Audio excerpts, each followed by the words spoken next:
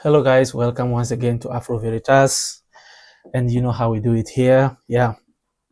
Today we are going to be talking about a very serious issue, and here we keep it real and factual. We don't undoct it, we don't shake issues, we put them as they are, right? First of all, I would like to extend my profound my sincere condolences to the people who lost their lives in Niger. I think yesterday, during when the tanker caught fire, right? Between Nigeria and Niger, and it's a very sad story to hear, and we hope that things get better, and may Allah console the families of those who lost their lives there. So here we are going to talk about issues within the AES, right?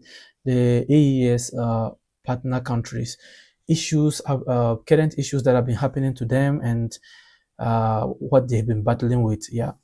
The first issue we want to talk about is Niger. First of all, why I like these junta leaders is that they keep things as they are. They come out and they say it when they see the issue coming. And this issue I want us to look at is when Niger media warned against what the France were plotting with the terrorists to do in Niger, right? They plotted to attack their oil pipeline. Niger is an oil exporter, crude oil exporter, through Benin into the port where it is loaded into tankers and is exported to different countries. So the Niger Security Agency detected that there was a plan to tamper with this oil pipeline. That was last year, and it actually happened. So I want us to watch the video and let's see what they reported.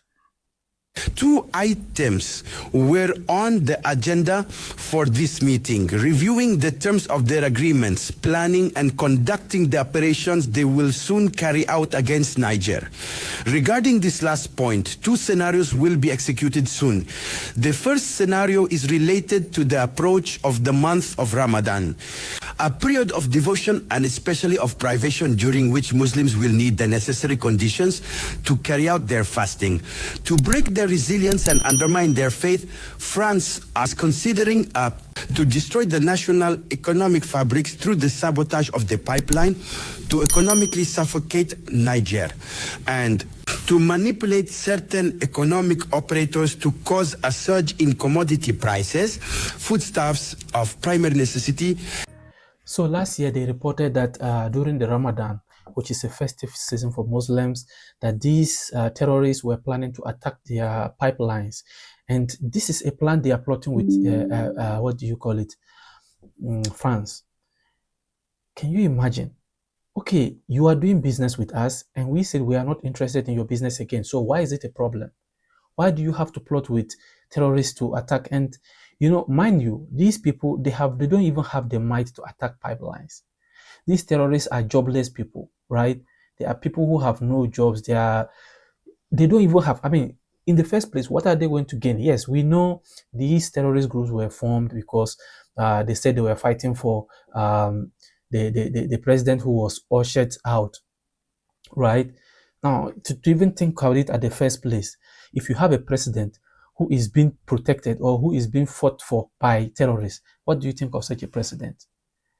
So you see, this information was put up, and lo and behold, it happened. And these things are plotted by France and these terrorist groups. So let's go back and listen to another video. I'll continue with the video. As the blessed month of Ramadan approaches to conduct suicide operations, mass hostage takings at the level, boarding schools for girls and boys in schools in Niger. Proxy terrorism, it plans to carry out spectacular operations to target Niger's economic structures and, above all, conduct suicide mass hostage-taking operations in girls and boys boarding schools in certain regions of the country to demand the release and reinstatement of the ousted president. So you see, and that is how it is. So they are planning to even, they planned to even go into schools to kidnap people, just like what is happening in Nigeria, These terrorists go into schools and they kidnap students and they ask for ransom. And that is exactly what these people were planning to do. And the Nigerian intelligence were able to detect this and report it. And I keep wondering why France have to be poking its nose into this issue. Why do they want Bazoum to be released? He was sitting on the country's resources simply because he was offering him, a cool job. They come and mine uranium the way they wanted, and they take it to France and power their electricity while Niger was in darkness. What kind of a leader is this? And to top it all, that he's been fought for by terrorists. The citizens themselves, if he was treating the citizens well, the citizens themselves, under normal circumstances, would have come out to protest against the junta leader that we need the president released. But everyone was happy. It means he was sitting on the whole country's interest. So why are you mad? Why are these hypocritical people who talk about democracy every day? Why do they feel that leaders can live without serving their people? Leaders are supposed to be dictators, and they're not supposed to be servants of the people, right? If Niger is practicing democracy lies in the hands of the people, right? Not in the government. Which government? The government is for the people. Yeah. So this issue came out, and then you listen to this story. Amidst diplomatic spat between neighboring Niger and Benin, unidentified assailants attacked a major oil pipeline that runs between the two nations. At least 6 Niger soldiers guarding the pipeline have been killed in the attack. No group has yet claimed responsibility for the attack, which took place in parts of the southeastern Niger, though the area has a presence of groups linked to the Al-Qaeda and the Islamic State. Now, this marks the first attack on security forces tasked with safeguarding the pipeline, which has been at the center of a row between Niger and Benin. After the attack, Niger has now shut the pipeline taps. Exactly. So this thing was reported that this oil pipeline was really attacked. And who else do we suspect? It was already reported. They had already gathered the intelligence and reported that it was going to be under attack, and they had really attacked it. I'm just going to give you some news portions of news that I picked up from this Le Monde and other news headlines, news articles. This one says that Niger confirms anti-junta rebel behind oil attack. So this was reported in June. Yeah. So the terrorists were really behind the attacks that we saw. So the Niger junta has confirmed that rebels damaged an oil pipeline carrying crude oil to neighboring Benin.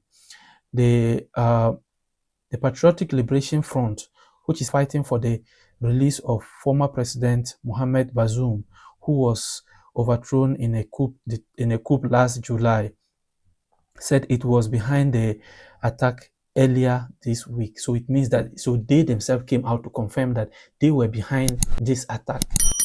And France, in its right senses, is fighting for the release of this person and is working tirelessly with the terrorists. Look at this. What hypocrisy. Yeah. So one major concern is how the stalled pipeline operation might impact Niger's overall economic growth.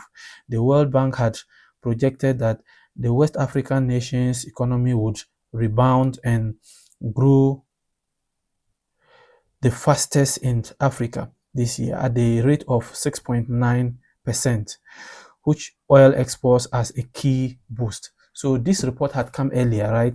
The World Bank had reported on this earlier that Niger is going to rebound and become the fastest growing in Africa. And the main driver, the main force behind the growth of the economy is going to be this oil export. But then France, look at what they are trying to do. They are just trying to create havoc, to create hardship in the country, so that the citizenry will come out and say the junta leader is not able to protect the country's resources, is not able to keep the country this, and there is hardship, and that, so that, in order to turn the people against the junta leader. That is exactly what France is trying to do in this case. Otherwise, what is your interest? And this report underscores a video we did earlier on, that we told you that this junta leader had already come out earlier on to say that France is working with the terrorists. Okay, that France is working with the terrorists to undermine the peace of the people of Niger, and that is exactly what spanned out in this reportage.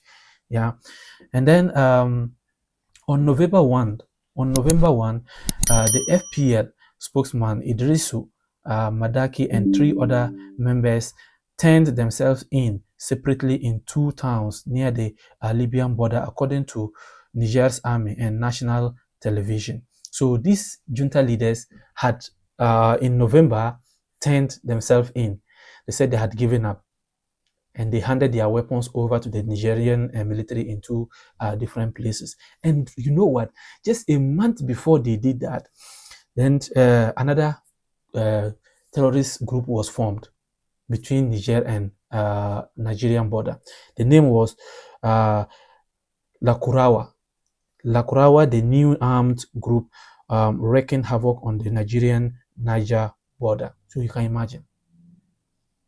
So one group gives up and another group is formed. And this is all being fueled by these people. And African leaders are keeping quiet and just watching these things happen. This nonsense, this impunity happen to our neighbors. And ECOWAS is sitting there, AU is sitting there, saying nothing. So why do these countries belong to these groups? What makes me happy now is that now Nigerian government, the junta leader, has taken over the uranium mines that belong to France. And that is what excites me in this video. Now these countries, Niger, Mali, and Burkina Faso, have now decided to take their own oil, gold, and uranium mines that was previously owned by France. They were paying, they were taking 35, while the mining company takes 65. But now they have just decided to confiscate their 10 years, and the mining company has stopped working, and that is fine. They should go. We will be able to do our thing by ourselves. I believe if Africans begin to do this, then the West will take us serious. In some countries, for instance, they mine and they take 90%. You come and mine my gold, my uranium, my diamond, whatever, and you are entitled to 90%, and I am just entitled to 10%. And that is if they are even being charitable. In some places, you take 5% and they take 90%. What impunity? And we are supposed to have leaders in these countries who sit down and watch this happen, right? Yeah. So in the latest, Niger junta has taken control of a uranium mine, which is operated by a French nuclear firm called Uranium. The firm says it has lost the operational control of the Sommer mine in Niger. The mine is located in Niger's northern Erlit region. The French firm Uranium holds 63% stake in the mine, while the Niger government owns around 37%. Now, France managed to secure exclusive access to Niger's uranium supply through various agreements after Niger's independence in 1960. However, French operations in the country have taken a hit after a military coup in the country in 2022, led by General Abdourahmane Tiani. Now, the French firm Uranium says that decisions made at Sommer's board meetings are no longer being enforced, despite its higher stake. The company is also facing a lot of financial burden, due to which it suspended production at the mine in October this year. So that is how this issue came out. And thank you very much for watching us. We continue subscribing to this channel and clicking on the notification button, and also share to your friends to watch and admire whatever content we post here.